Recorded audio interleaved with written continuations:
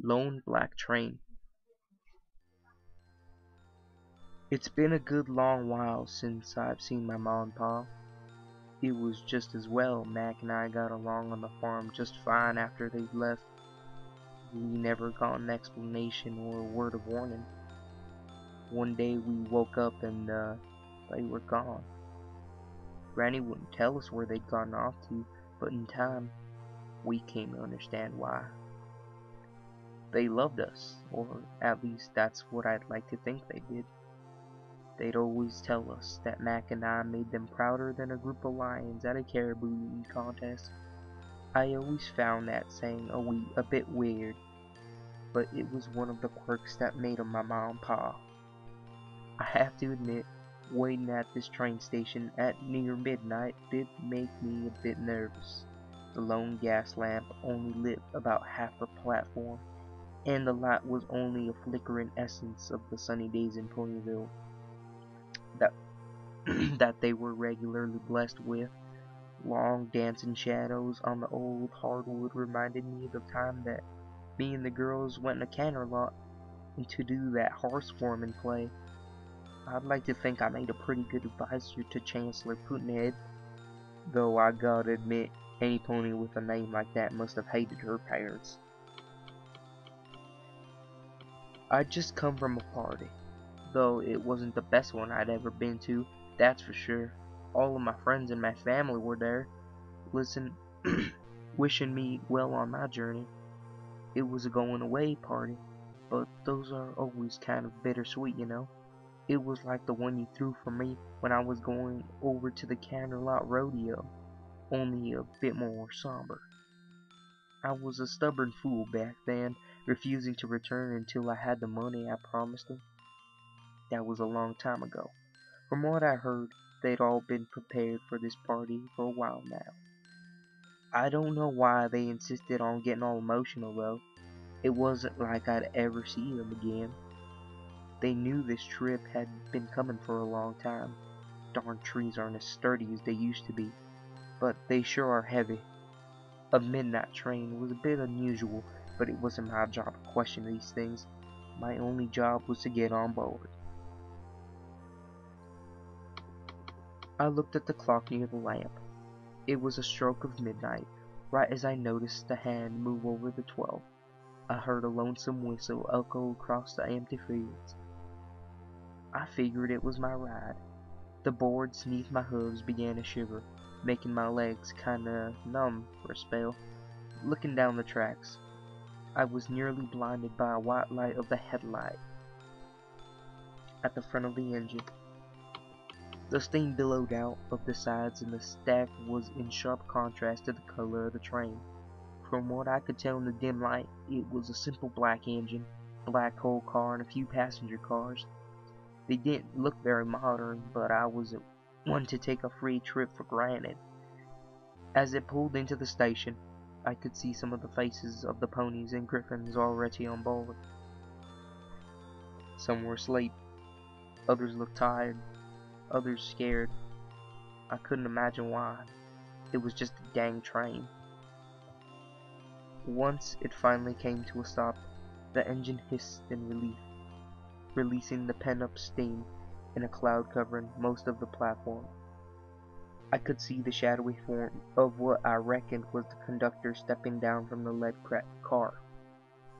Once the steam began to clear, I could see he was wearing an old-time conductor's outfit, kind with the polished buttons and the straight lines and such.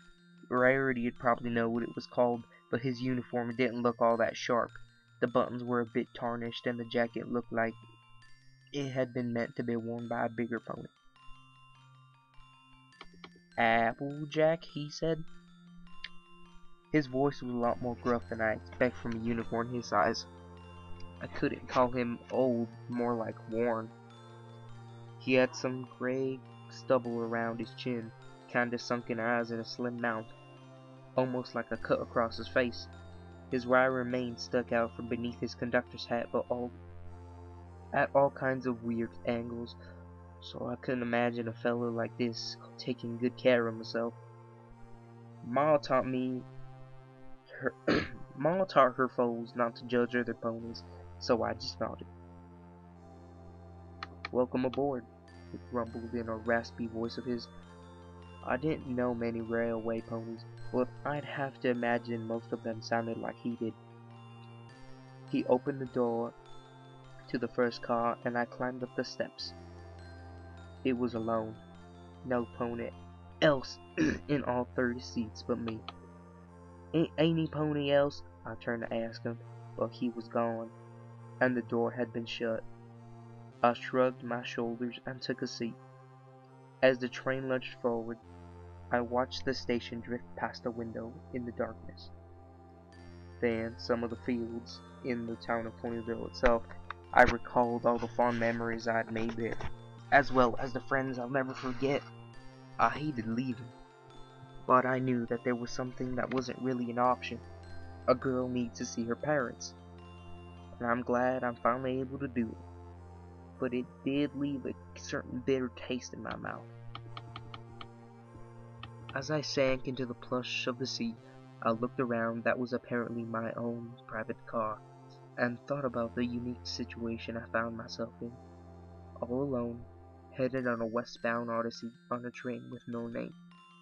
Granny Smith had always told me that train hopping used to be a good way to get from place to place in Equestria before any roads. Maybe some of my ancestor ponies have done the same thing I'm doing. Well, I reckon all my ancestors have done it at some point or another. Ponyville was gone, though. I could still make out the dim lights of the town in the distance. I'd wager at least some of those lights belonged to my family and friends. I just hated leaving them like this. A lot of them were sure to ask, were sure I'd stick around. Heck, even I was sure of it, but that's neither here nor there. The point is, I'm on this train, and I'm heading back home. Outside the train car was pitch black. No fields, no sparsely populated countryside, no lone farmhouses set in a field of corn or wheat, just the darkness of the night surrounding the train as it plowed onward to its destination. As the wheels rumbled beneath me, I thought with a sense of joy building in my heart. My parents were sure to be waiting for me once this mighty beast came to a stop, and maybe I'd be ready for 'em. I could already see the moment we'd reunite. I'd step off the train, they'd be there just as I remembered them from oh so long ago. At the same time, I hated that I was the only one in the family that got to go on this trick. I know Mac missed them, and I know Apple Bloom's never met him, and of course Granny Smith missed her daughter, but good Celestia's fearing earth ponies like myself don't question the divine. By now, I'm sure Apple Bloom has finally cried herself to sleep in Mac's bed, and I'd wager Mac's done the same. I hated seeing the anguish on their face of my friends and family, but I took comfort in the knowledge that I'd see him again. A glimpse of a couple trees outside my window reminded me of one of my closest friends. I remembered the first time Rainbow challenged me to the Iron Rainbow competition, Iron Pony competition, I think. She said she had missed me the most, and I believed her. But that's RD for you. Always having to be the best at something. I just wonder whose hat would she try to steal every dang day now. Even though she was a dirt and cheating pony during the contest, I didn't care. I was just happy to be around her. Even though on the outside she was more concerned with winning, she would later tell me that deep down she was just trying to impress me. I couldn't imagine why. I was just a simple earth pony trying to keep my farm from going under, and she was practically a shoo-in for the Wonder Boats.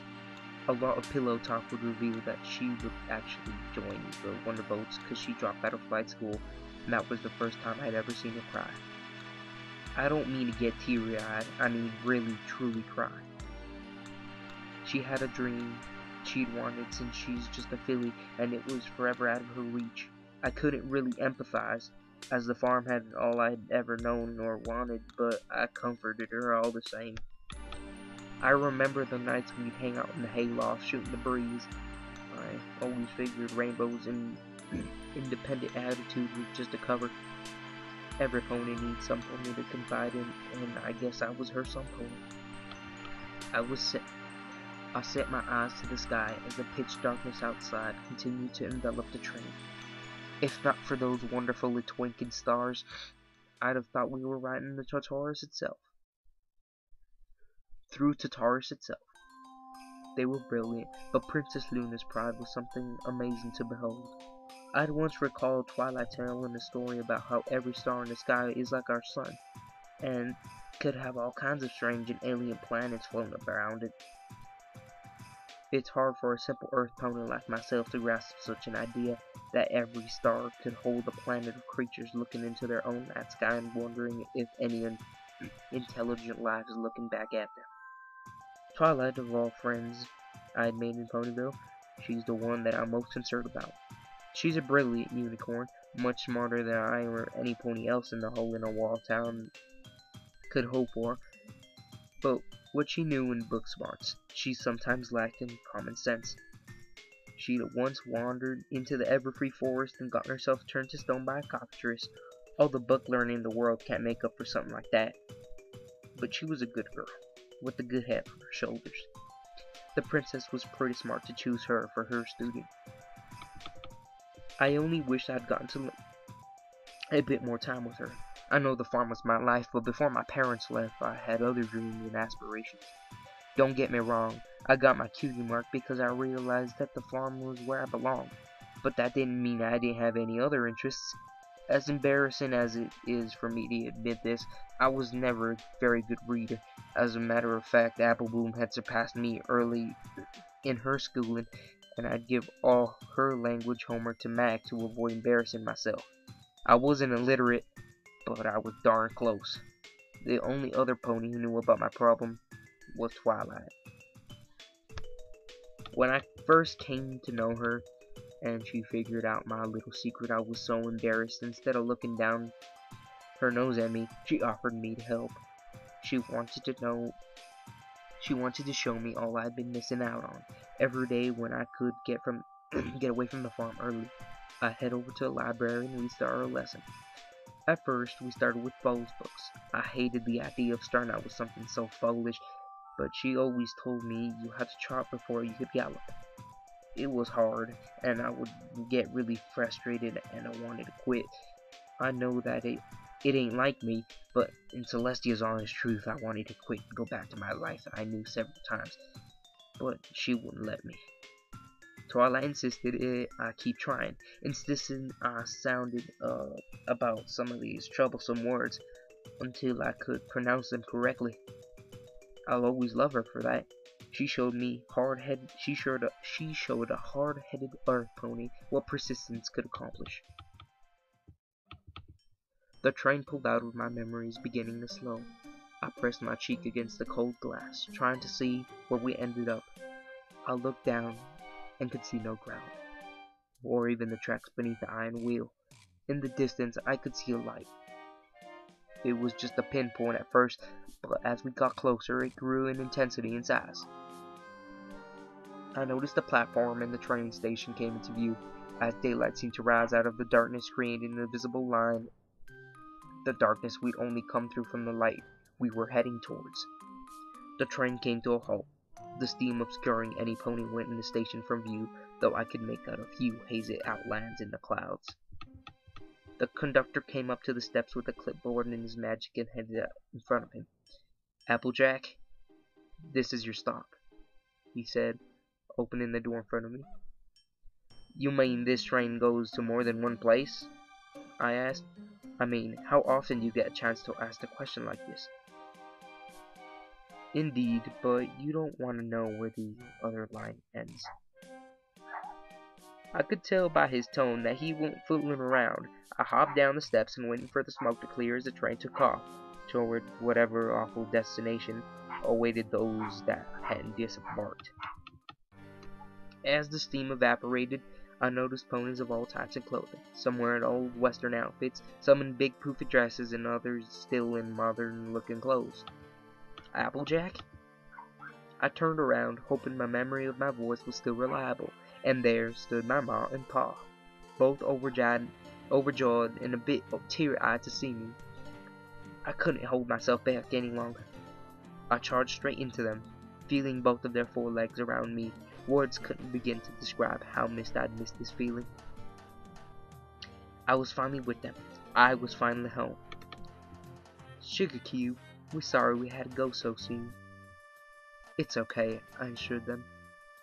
I'd always missed my friends, and I'd always longed for the day that they would ride the long, lone black train to be with me. Still, a part of me hoped for them it would be a long time coming. I'm just glad I'm here now. We thought we'd see Granny Smith before we'd see you, darling, my father whispered. Both of my parents still clung to me tightly. So did every pony else, I replied, finally releasing them. Applebloom and Mac are probably feeling pretty down now, I lamented. I hated to see my kin are so upset when there wasn't anything I could do or tell them that I'm in a better place. If you like, I could pass a message along, Applejack. I recognized the voice. I turned around, and lo and behold, Princess Celestia was standing right in front of us. Princess, but you ain't dead. No, my little pony. I am very much alive. Communication between planes of existence is not impossible for an alicorn, you know. She smiled. I trust Charon conducted the train smoothly. He did, I answered. Can you tell my friends and family I love them, I'm happy, and for them not to spend too much time crying for me? I shall. Know that all of the elements miss you more than I can express. I nodded. Thank you, Princess. Tell them I miss them too, would you? She smiled softly. With you to watch over them, I'm sure they'll feel better enough soon. Now go. Your ancestors await your arrival, she added, opening a brightly lit portal beneath her wing, which all the other ponies on the platform began to walk through. Goodbye, Princess, I whispered, a tear falling from my eye. Do not cry because your life is over, Applejack. Smile, because it happened.